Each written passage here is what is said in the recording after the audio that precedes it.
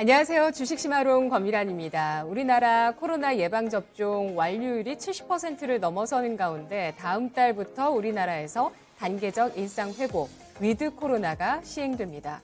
정부는 이와 함께 외식, 스포츠, 영화 같은 소비 쿠폰을 발급해서 소비 진작책도 함께 펼 거라고 하는데요. 그리고 다음 달 중순에는 유류세를 15% 인하하는 방안과 접종자 인센티브 제도에 대해서도 검토 중입니다. 내수 부양과 물가 안정, 이 두 마리 토끼를 모두 잡을 수 있을까요? 리딩 투자증권은 위드 코로나 정책을 시행한 유럽 국가 가운데서 프랑스가 모범 사례라면서 접종 인센티브 제도를 통해서 코로나 확진자 수를 5,000명 이하로 안정적으로 관리하고 있다는 점을 주목하고 있습니다. 위드 코로나 효과와 확진자 수 관리로 인해서 경제 정상화에 대한 가능성을 반영하면서 프랑스 주식시장이 최근 2개월 동안 외국인의 매수세가 관찰되면서 글로벌 증시에서 두각을 나타내고 있다고 하는데요. 과연 우리나라 증시는 다음 달 어떤 흐름을 보이게 될까요? 지금 시장의 흐름을 이해할 수 있는 주제 오늘도 마련했습니다. 첫 번째 주제부터 보시죠.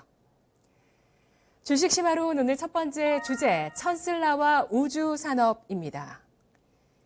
오늘 이 주제에 대해서 메리츠증권 이희권 지점장과 이야기 나눠보겠습니다. 어서 오십시오. 네, 안녕하세요. 안녕하세요. 지금 여의도에서는 테슬라 이야기가 그렇게 많다고 합니다. 네, 뭐 그냥 커피숍에서도, 네, 식당에서도 많은 분들이 테슬라 오늘 이야기를 하고 있다고 합니다. 아무래도 테슬라가 간밤에 사상 처음으로 시가총액 1조 달러를 돌파했고요. 뭐 3분기 실적도 워낙 좋았지만 여기에 추가적인 주문에 대한 소식이 나오게 되면서 다시 한번 테슬라가 큰 기대를 받습니다. 주가도 많이 뛰었어요, 간밤에. 10% 넘게 올랐잖아요. 어떻게 보십니까? 네. 제가 지난주 목요일 정도였나요? 저희 회사에 자동차 섹터 담당하고 있는 김중성 연구원과 미팅을 했었어요. 아시는 분들은 정말 잘 아실 텐데, 테슬라에 대해서 정말 잘 아시고, 이 자동차 애널리스트 중에서 이제 탑 베스트 애널리스트를 담당하고 계시는데, 미팅을 한 2시간 정도 했었습니다. 테슬라에 대해서 그리고 향후 자율주행 시장에 대해서 정말 딥하게 말씀해 주셨는데 그 말씀을 듣고 굉장히 공감 가는 부분도 많았고 내가 세상이 변하는 걸 너무 놓치고 있었구나. 아니면은 나는 이제 예를 들어서 나한테 어떤 미래가 바뀐다라는 거를 어느 분이 나한테 얘기를 했다라면 내가 아니야 그렇게 갈 것 같지 않아 이 문제가 아니라 무조건 배척했던 것 같아요. 미래가 그 사람이 말했던 게 맞냐 아니냐 이것만 판단했지 그게 아니라 어떻게 바뀌든 굉장히 내가 생각했던 것보다 빠르게 바뀌고 있는데 네. 나는 초점이 그 사람이 맞느냐 틀리는 것만 초점이 맞춰져 있고 빠르게 변화하는 거를 내가 일부러 닫았다라는 그런 생각이 들더라고요. 그래서 꼭 한번 이 내용에 대해서 깊이 있게 전달드리고 싶었는데 때마침 전일 테슬라가 의미 있는 상승을 거두어서 네. 함께 좀 딥하게 말씀을 드릴 텐데 이 저의 견해 플러스 이 데이터들이나 이런 미래에 대한 그 생각은 저희 메리츠증권의 김준성 연구원의 뷰가 많다라는 것을 미리 말씀드리겠습니다. 네. 와, 테슬라가 정말 좀 잠잠하고 사실 이제는 좀 하락하는 거 아니냐라는 우려도 있었던 게 뭐냐면 이제 전기차 시장이 본격화되면서 정말 다양한 브랜드들, 뭐 저가부터 고가까지, 럭셔리 브랜드까지 모두 전기차를 시작한다는 것 때문에 테슬라의 입지가 조금은 앞으로 좀 위협을 받는 게 아니냐 이런 우려도 있었거든요. 근데 이런 우려를 불식시키기라도 하듯이 간밤에 12%나 급등을 했단 말이죠. 그 배경에는 그 미래에 대한 이야기가 들어있다는 말씀이세요? 그렇죠. 네. 사실 기존의 밸류에이션 지표들 PER, PBR, PBR 같은 경우는 30배가 넘어가죠. PER 같은 경우에도 지금까지 보지 못했던 그런 PER 밸류에이션을 받고 있고 여기에 PER, PBR로 이 밸류에이션 산출이 안 되는 빅테크들에 대해서 작년부터 PSR을 적용시키고 있는데 그 PSR조차도 굉장히 부담스러운 그런 과거의 밸류에이션으로는 상당히 과열인 상태입니다. 하지만 시장은 옳죠. 시장이 그런 밸류에이션을 주고 있기 때문에 그건 맞는 건데 그렇다면 내가 왜 이런 그 종목이 이런 밸류에이션을 받고 있느냐에 대해서 생각해 봐야 되는데 테슬라를 자율주행차 그러니까 전기차가 아닌 자율주행차라고 이제 봐야 될 것 같습니다. 일단 먼저 저도 김준성 연구원과 미팅을 하면서 질문을 주시더라고요. 그리고 그 김준성 연구원이 이 현대차 분들과 미팅을 할 때도 네. 그 물어보는 질문인데, 자율주행 시대가 되기 위해서는 어떠한 조건들이 충족되어야 될까요? 어떠한 조건이 됐을 때 우리는 자율주행 시대라고 할까요? 이거를 질문 주셨는데, 뭐 무인카, 뭐 4단계, 자율주행 5단계, 사람이 운전을 하지 않아도 또는 사람이 타지 않아도 알아서 운전하는 그런 시대, 약간 애매한 답변들이 주였는데, 두 가지가 이루어지면 자율주행 시대가 된다고 말씀 주셨어요. 첫 번째는 사고율. 이 자율주행 차가 사고율이 제로에 가깝게 근접해야 된다. 근데 아무리 이 자율주행이 발달하더라도 이 인공지능처럼 사람은 이성적으로 판단하는 것이 아니라 자기 기분이나 환경 그리고 자기 컨디션에 따라서 비이성적으로 판단하는 경우가 많고, 사고는 비이성적으로 판단했을 때 발생되기 때문에 사고율을 제로에 정말 근접하게까지 갈 수 있겠지만 제로를 만들 수는 없거든요. 그렇다면 결국 제로가 아닌 이 사고율을 네. 보험사가 아닌 또는 정부가 아닌 이 자율주행차를 만든 그 메이커가 책임을 진다고 했을 때, 사고율을 최대한 떨어뜨리는 첫 번째 조건, 그리고 두 번째 조건은 사고가 발생했을 때 차량을 만든 그 회사가 전부 다 책임진다라고 했을 때, 이는 당장 자율주행 시대가 열릴 수 있는 거거든요. 그게 현실적으로 가능한가요? 지금 테슬라의 그 차세대 자율주행 칩 같은 경우에는 지금 사고율이 2%대로 떨어졌습니다. 이게 작년까지만 하더라도 13%대에서 2%대면 굉장히 놀라운 시기인데, 제가 느꼈던 건 막연하게 생각했던 자율주행 시대가 구체적이기 시작했고, 그리고 먼 미래라고 생각했던 게 굉장히 당장 내일 다음 주라도 시작될 수 있다라는 걸 느꼈거든요. 근데 중요한 건 그거 굉장히 먼 미래야 라고 보다는, 이 자율주행 시대가 열렸을 때 이 파급 효과, 커지는 산업과 없어지는 산업, 이 파급 효과가 너무 크기 때문에 이는 당장 언제일지 모르겠지만 빠르게 우리가 이 시장에 접목을 시켜야 된다라는 것을 테슬라가 지금 밸류에이션으로 접목시켜주고 있습니다. 예를 들어서 지금 우버 같은 경우에 그 시가총액을 상당히 많이 받고 있죠. 근데 우버가 회사가 돈을 버느냐? 적자거든요. 근데 적자 회사가 지금 구조적으로 돈을 벌 수 없는 상황이에요. 왜냐하면 우버의 이 공유 플랫폼을 통해서 우버 요구를 받았을 때 이 기사님들한테 70%를 지불해주고 나머지 플랫폼비 그리고 차량 유지비 이런 걸 지불하면 아무리 요금을 낮추더라도 낮추더라도 적자 구조를 벗어나기 힘들거든요. 근데 왜 시장은 이 우버에게 이런 높은 밸류에이션을 줄까? 이는 향후에 자율주행차가 나왔을 때 매출액의 70%에 해당하는 그 운전 비용을 만약에 없어진다라면, 운전사가 없어진다라면 그 부분은 매출액에서 다 영업이익으로 옮겨줄 수 있는 부분이거든요. 저는 플랫폼이기 때문에 높은 밸류를 준다 이렇게 생각했는데 그게 아니네요. 플랫폼 업체도 결국 돈을 벌어야죠. 막연히 우리 플랫폼이야 끝이 아니라, 과거에 카카오, 네이버가 플랫폼이다가 지금 이런 높은 상승을 보였던 게 돈을 벌기 때문인 거고요. 이 시장은 그렇게 합리적으로 생각하는 거죠. 근데 만약 이 자율주행이 정말 왔다, 앞서 말씀드린 제 두 가지 조건에 의해서, 그러면 아무래도 이제 운전기사의 역할은 더욱더 줄어들 것이고요. 만약 그런 우버라든가 로보택시 같은 차가 없는데 그냥 우리가 어플로 상상을 해보겠습니다. 어플로 이 차량을 부르면 그냥 무인카가 와요. 무인카가 와서 내 탑승을 해서 어디 가서 결제를 지불하고, 지금보다 우버나 이런 공유 차량의 가격이 더 떨어지겠죠. 그렇게 되면 이용자도 더 많아질 거고 비용도 더 합리적으로 될 거고요.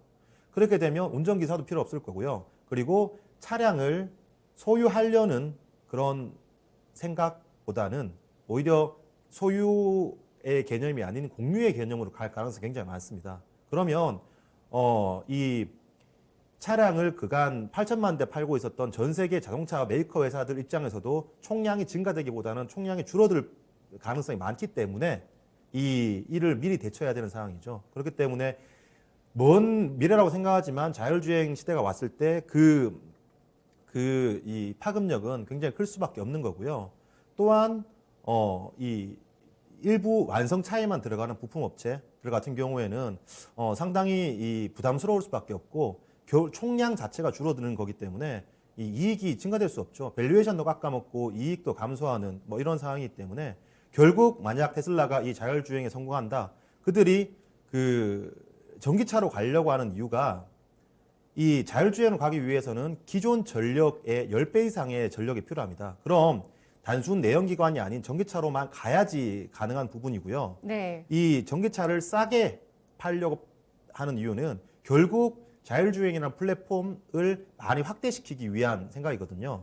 만약 정말 자율주행 시대가 왔고 그 플랫폼을 테슬라가 잡았다, 그러면 이 로보택시 같은 경우에는 정말 이 매출액 자체가 대부분의 영업이익으로 이어질 수 있거든요. 그러면 테슬라가 원하는 시대가 오는 거고, 거기서 이 운전대를 놓기 때문에 컨텐츠 소비라든가 뭐 쇼핑 이런 다양한 또 소비 활동을 할 텐데, 그 소비 활동을 위해서 돈을 벌기 위한 업체들이 테슬라한테 지불하고 들어올 수밖에 없는 그런 구조이기 때문에 지금까지의 전기차 그리고 자동차 밸류에이션이 아닌 이 자율주행 플랫폼의 밸류에이션을 주고 있거든요. 지금 테슬라가 그 보험까지 자기네들이 직접 가져가고 있죠. 직접 운전했을 때에 비해서 자율주행의 사고율이 더 떨어진다는 것은 충분히 그들이 이제 타 보험사가 아닌 그들 자체의 보험사로 간다는 것 자체가 사고율에 대한 자신감도 있는 거고요.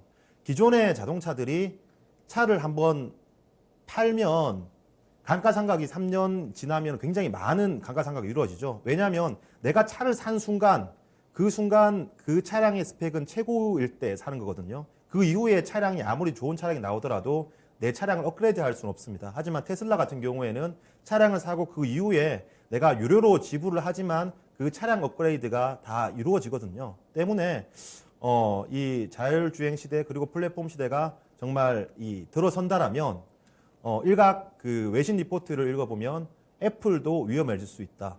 애플 이 생태계가 위험해질 수 있다는 게 네. 이러한 계산들을 다 깔고 가는 것이 아닌가. 그렇기 때문에 지금 기존의 밸류에이션이 아닌 향후의 밸류에이션을 부여해 준다라고 생각됩니다. 네.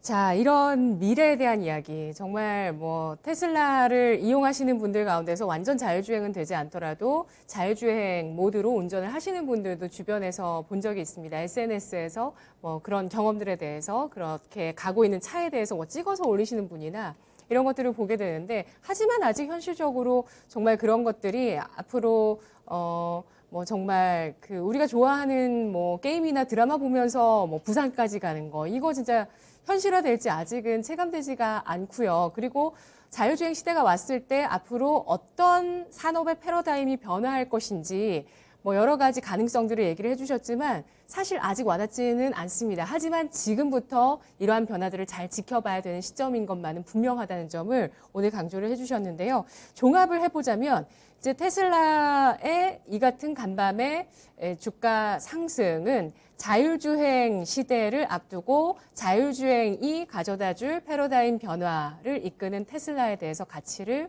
주고 있다라고 해석을 해주셨고요. 조금 제가 연결해서 더 이야기를 해보자면 또 간밤에 렌터카 업체 허츠가 테슬라의 모델 3 10만 대를 구매하기로 계획을 발표했거든요. 그반즉슨 아까 얘기해 주셨던 우버라든지 뭐 이런 기업들이 앞으로 테슬라의 주문을 많이 넣을 수도 있겠다. 자율주행 시대가 되면. 이런 가능성까지 지금 그럼요. 주가는 반영하고 있는 거라고 볼수 굉장히 있을까요? 막연하게 생각하시지만 예. 실제로 아마존 같은 기업은 지금 당장 자율주행차를 상용시키고 있거든요. 사실 우리가 생각하는 자율주행 같은 경우에는 내가 차량을 타서 어디 목적지까지 가자, 이 목적지가 굉장히 여러 군데 있잖아요. 근데 아마존 같은 경우에는 물류 비용이 2자리 이상 다닙니다. 근데 아마존 같은 경우에 특정 창구에서 특정 창구 정해져 있는 이 경로만 이 자율주행을 원하는, 그리고 사람이 안 타는 그런 차량이라 한다면 기존 변수가 많은 자율주행에 비해서 조건은 덜 까다롭거든요. 그리고 특정 배송 아니면 특정 지역만 배송하는 그런 그 자율주행이 상용화 된다라면 이미 현실성에 와 있고 그렇게 되면 우리가 생각했던 것보다 더 빨리 오는 거고요. 그리고 그 시대가 왔을 때 준비를 한 기업, 준비를 한 사람과 준비를 하지 않은 사람, 준비를 하지 않은 기업은 너무 이 차이가 극명하다는 거예요. 그리고 그런 플랫폼을 갖춘 사람은 정말 갑 오브 갑 오브 갑이거든요. 지금 테슬라 같은 경우에 그 한온 시스템이죠. 한온 시스템이 그 봉조 냉각 장치에 대해서 테슬라한테 전량 공급을 하고 있었습니다. 근데 테슬라가 우리 일본의 덴소한테 받겠어. 왜냐하면 덴소가 더 제품 기술력도 좋고 가격도 싸. 그럼 이 기존에 들어가는 업체 입장에서는 어떻게 할 수가 없어요. 왜냐하면 정말 갑 기업이 우리 더 이상 이제 너희는 안 받겠어. 너희 비싸기 때문에 이러면 그 부품 업체는 굉장히 넘어가는, 없어지는 또는 위험해지는 그런 상태 가거든요. 이는 향후에 플랫폼을 이렇게 너무 절대적인 우위로 가져갔을 때 네. 위협이 될 만한 업체들이 너무 많다는 거예요. 이 같은 자동차 업계뿐만 아니라 IT 업계에서도 위협이 될 수 있고요. 통신 업계에서도 위협이 될 수 있고 보험 업계에서도 위협이 될 수 있습니다. 때문에 좀 막연한 생각, 멀었어 이런 생각은 네. 굉장히 지양하시는 게 맞지 않나 생각됩니다. 두 가지 질문 드릴게요. 그러면 테슬라가 지금 자율주행 기술력에 있어서는 전 세계 최고다라고 판단하시나요?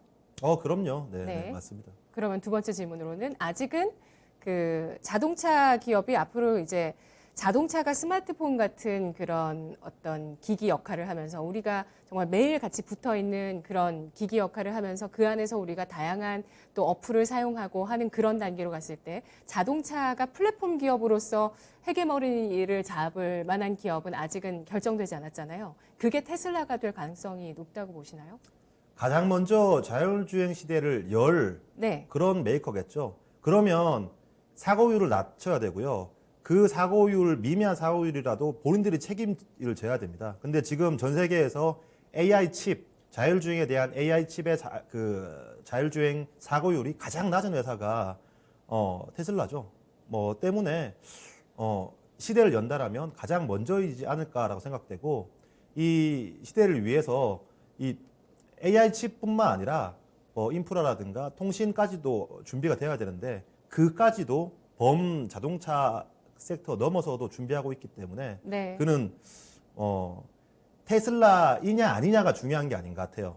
이미 시장은 테슬라라고 얘기하고 있고 중요한 건 제가 이렇게 장황하게 말씀드렸는데 더욱더 중요한 건 그럼 여기서 테슬라를 사란 말이냐 말란 말이냐 이거고 저는 이제 길게 보고 자율주행 시대에 가장 테슬라 적합하기 때문에 당연히 맞다. 상방은 더 열려있다라고 말씀드리는 거고 네. 나는 이 차트에서 부담스러워서 못 사겠어. 내가 사려고 했던 가격에 비해서 주가가 2-3배나 올랐는데 어떻게 사?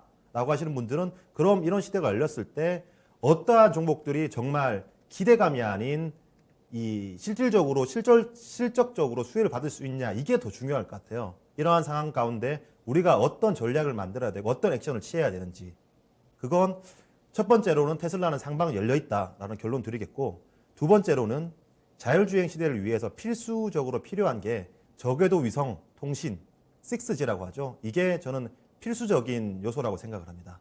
네, 알겠습니다. 리비안도 상장을 앞두고 있습니다. 리비안은 테슬라의 기업 가치 대비해서는 현재도 높게 받고 있다고는 하지만 그래도 테슬라 대비해서는 10분의 1 수준으로 현재 시장에서는 예상을 합니다. 100조 정도로 예상을 하고 있고요. 기업 가치를요. 우리 돈으로 100조 원 정도 예상을 하고 있고 테슬라의 기업 가치는 이제 1000조를 넘어선 그런 모습입니다. 리비안 여타 대항마들 이야기들 많지만 지금은 자율주행 시대를 테슬라가 가장 먼저 열 것이다라는 점 AI 칩 기술 개발력과 그리고 또 자율주행의 사고율이 2% 수준을 가리키고 있는 것은 전 세계에 테슬라가 유일하기 때문에 이러한 가치들을 현재 테슬라가 받고 있고 추가적으로 이러한 가치를 부여받을 것이다 라고 예상을 해주셨는데요. 테슬라 이렇게 큰 폭으로 상승한 배경에는 또 여러 가지 얘기들을 사실 더 덧붙일 수가 있습니다.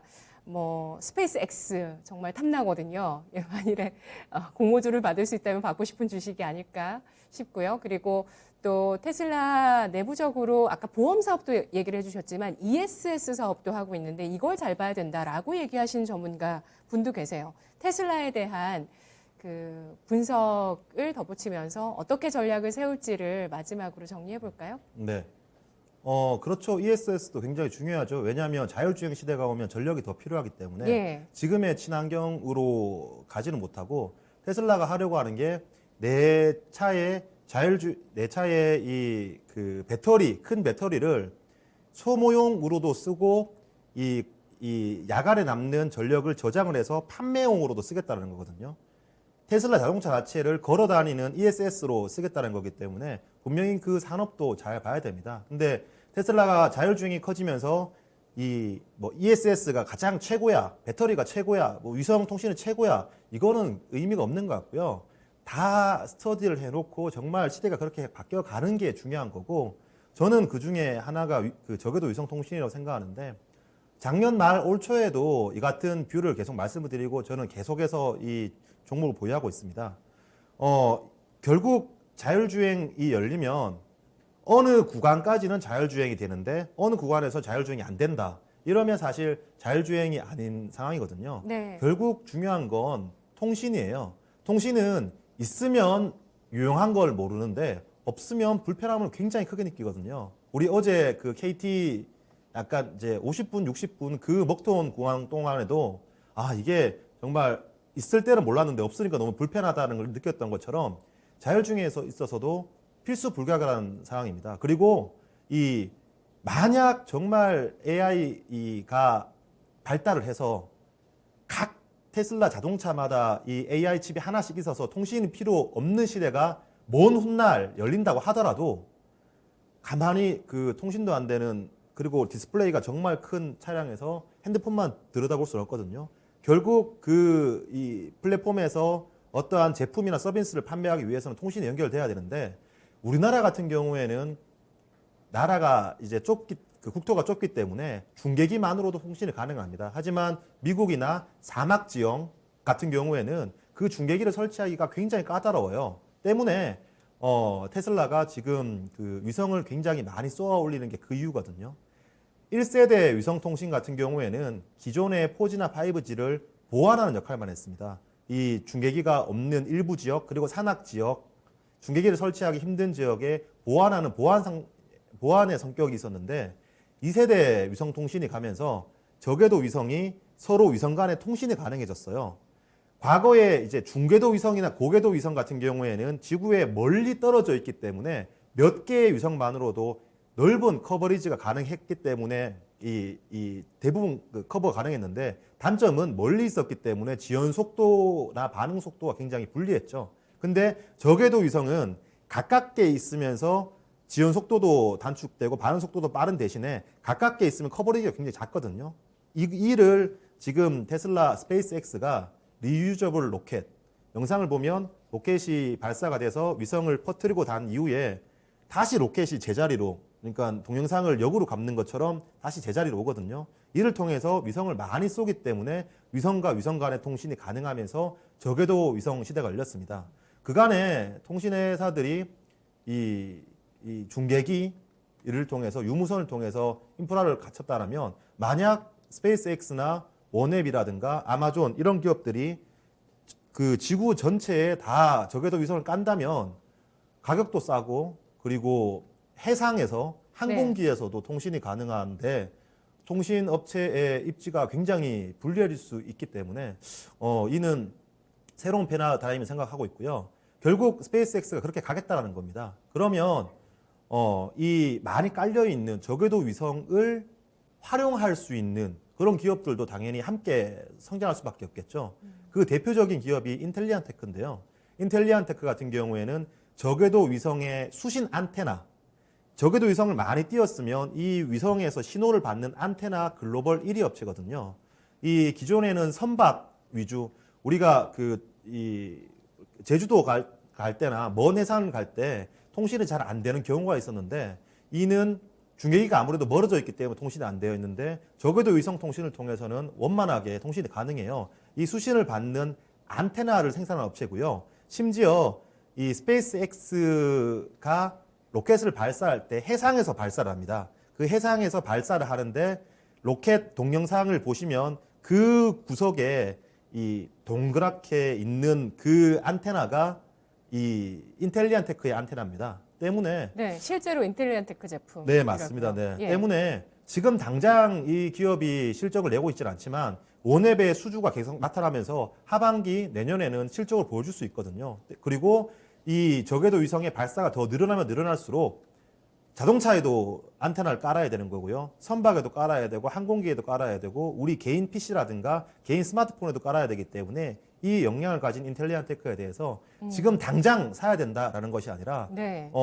테슬라 또는 이 우주산업과 함께 성장할 수 있는 실질적인 종목, 저는 길게 봤을 때 이 당장 오늘 사서 내일 뭐 10% 팔고 이것보다 의미 있게 장기 투자할 수 있는 종목 중에 하나다라고 강조드리겠습니다. 네. 어제 오늘 우리 주식시마론에서 장기 투자 종목이 계속 나오는데요. 어제도 우주산업 얘기를 했었거든요. 아, 네. 네.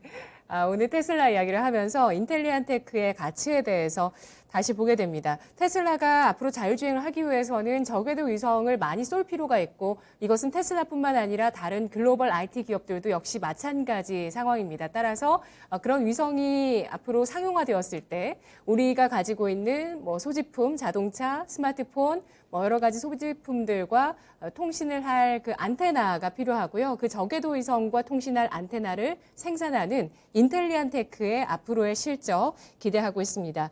자, 이 주제를 정리하면서 테슬라 대 인텔리안테크 어떤 거 택하시겠어요?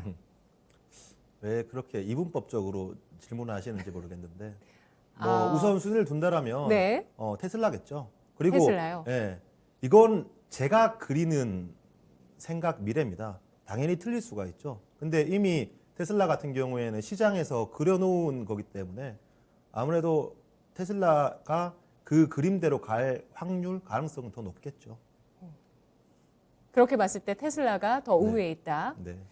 자, 그러면은 원웹 그 프로젝트가 상용화됐을 때 5G는 어떻게 되는 겁니까? 아무래도 불리하겠죠. 뭐 국내 같은 경우에는 이미 중계기를 설치했는데 만약 위성이 그렇게 깔렸다. 그러면 이 중계기를 더 설치할 만한 수요가 과연 필요할까?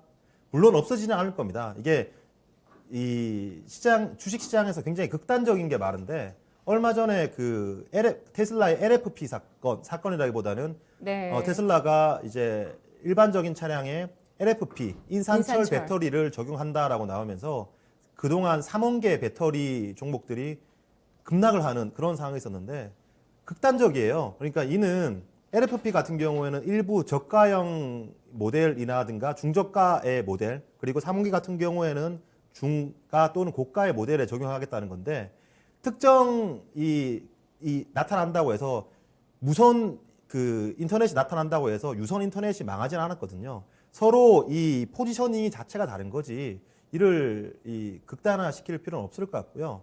상호 보완적인데 아무래도 주식 시장에서는 이거죠. 없어지진 않습니다. 근데 이 미래가 더 확장되는 섹터랑 미래가 점차 닫아지는 섹터는 밸류에이션 리레이팅, 밸류에이션 디레이팅 차원에서 굉장히 큰 차이를 보이겠죠. 맞습니다. 얼마나 이야기를 그리고 미래를 확장시킬 수 있는가가 주가를 결정한다는 차원에서 중요하게 보고 계시고요. 우리 시청자분들께서도 대한도굴협회님께서 이분은 5G는 끝났다고 보시는 것 같네요. 라고 의견 주셨고요. 양평타짜님께서 킴 엘리자벳님께서 테슬라가 미래를 보여주니까 전기차의 미래가 보입니다.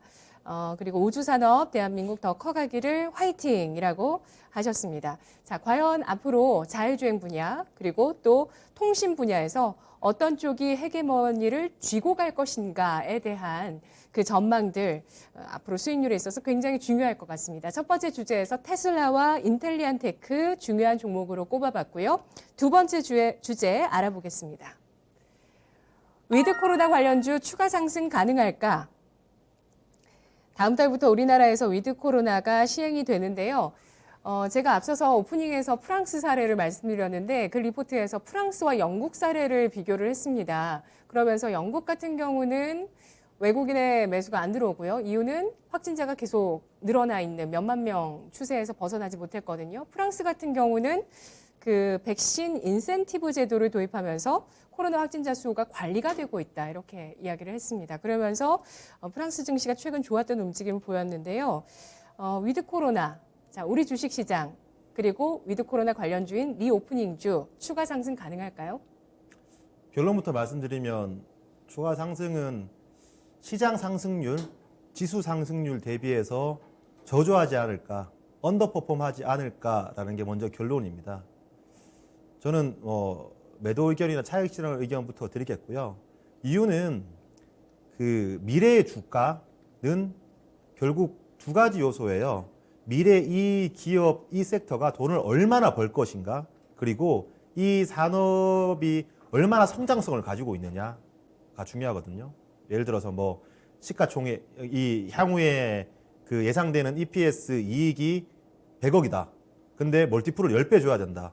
그러면 적정 시가총액은 1000억이겠죠. 그리고 같은 100억을 버는데 뭐 전기차 같은 경우는 밸류에이션을 50배 줘야 된다. 그럼 적정 시가총액은 5천억이겠죠. 결국 주가가 가기 위해서는 미래의 이익이 실적 추정치가 올라가거나 네. 또는 이 산업에 이 플러스 해줄 만한 프리미엄 요인이 있어야 됩니다. 일단 지금 이 리오프닝주 이 종목들이 바닥에 있는 게 아니에요. 다 리오프닝 되기 그리고 위드 코로나 가기 6개월 전에 주가가 바닥에서부터 50% 그리고 항공주 같은 경우는 100% 이상 상승을 했습니다. 그 종목들이 상승을 할 때 그 바닥 구간일 때 미래의 주가가 실적 추정치 그리고 당장의 실적 때문에 올라온 것이 아니라 이 위드 코로나 그리고 컨택 그리고 리오프닝에 대한 이런 기대감 멀티플로 먼저 반영을 한 거거든요. 그렇기 때문에 어제 그 위드 코로나의 시작은 이 위드 코로나의 멀티플 반영을 더 이상 해주기보다는 어제가 1달러의 가능성이 굉장히 많은 거고 막상 위드 코로나 시작되었을 때 멀티플은 더 추가로 주기 힘들다. 그렇다면 지금 위드 코로나가 시작되었을 때 4분기의 실적보다 내년 1분기, 내년 2분기의 실적이 더 좋아질 수 있을까?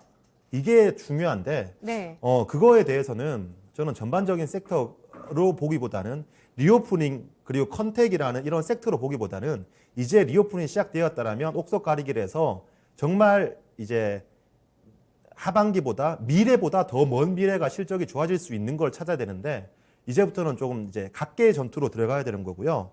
이 그동안에 이 선반영이 이루어지기 이전에 우리가 이제 위드 코로나 시대가 되면 4명 모이던 게 8명 모이고 10시까지 모이던 게 12시까지 모일 수 있고 정말 좋아질 거야. 이러한 선반영이 있었어요. 선반영은 아무래도 주가에 긍정적으로 반응을 하죠. 근데 이제 위드 코로나 시대가 시작됐다라는 것은 위드 코로나의 호재로서의 영향력은 1달러가 되었고 이 질병관리본부에서 위드 코로나 시대 때 다른 나라처럼 확진자가 급증하면 어떡하나요? 라는 질문에 우리는 항시 셧다운이 아닌 서킷 브레이커를 고려하고 있다라고 했거든요. 증시에만 서킷 브레이커가 있는 것이 아니라 위드 코로나 시대에 확진자가 갑자기 급등을 하면 네. 이 위드 코로나를 중단하겠다는 서킷 브레이커가 가능하다는 거예요. 그럼 이제 위드 코로나 관련 종목들 같은 경우에는 위드 코로나에 대한 기대감 구간에서 지금은 서킷 브레이커에 대한 불안감 구간으로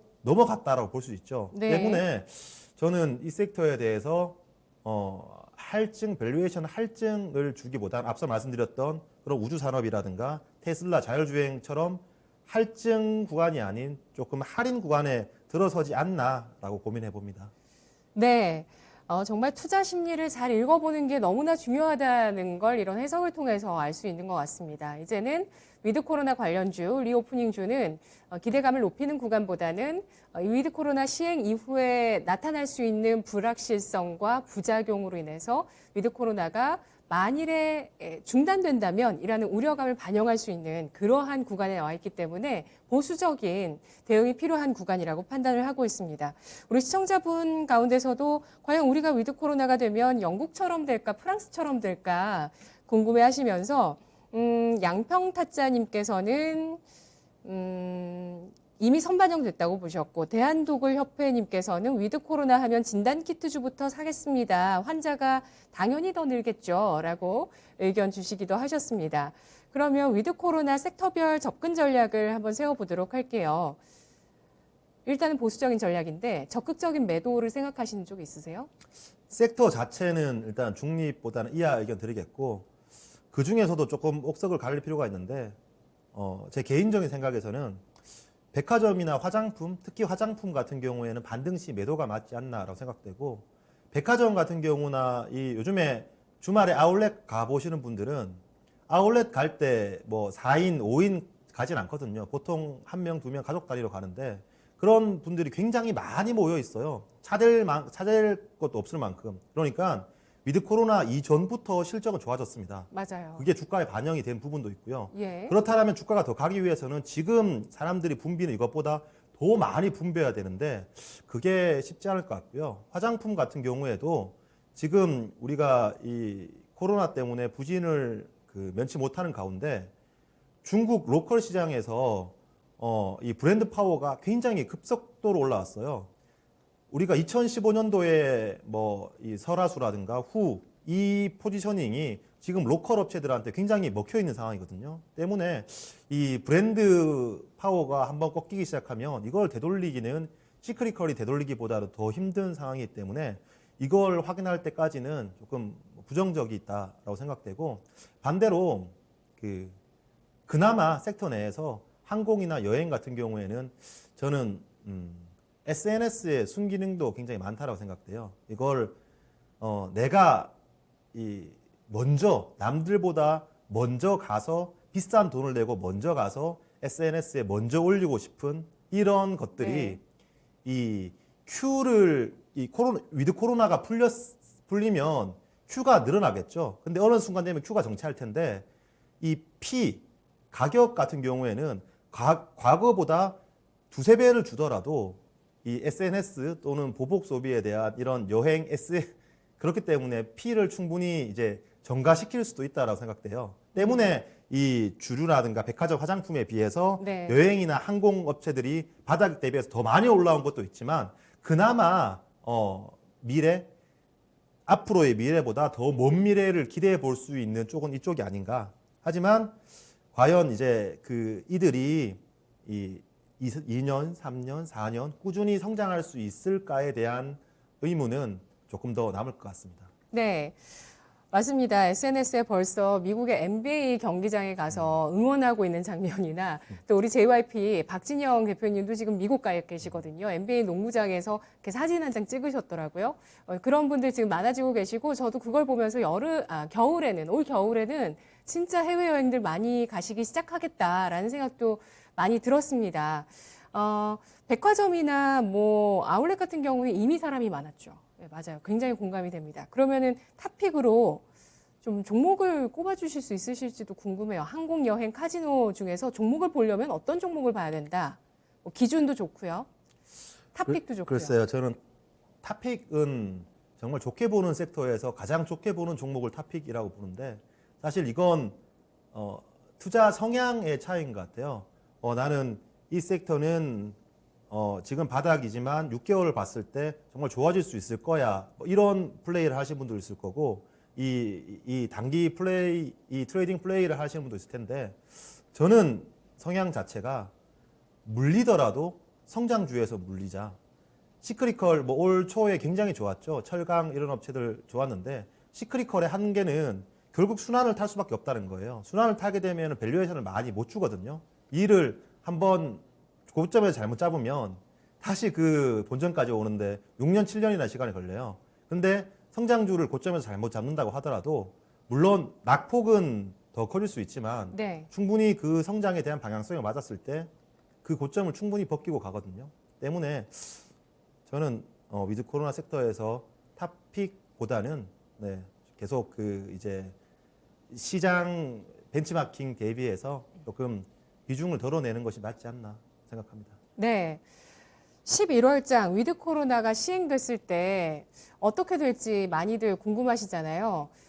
그리고 이게 위드 코로나가 잘 시행돼서 우리도 확진자 관리가 잘 되고 경제가 잘 돌아갔을 때는 외국인이 좀 유입될 수 있을까? 이것도 궁금한데, 아까 말씀드린 제가 오프닝에서도 말씀드렸던 그 리포트에 따르면 프랑스 주식시장에서는 그간 2개월 동안 좋았던 게 IT, 통신, 유틸리티, 금융, 에너지였거든요.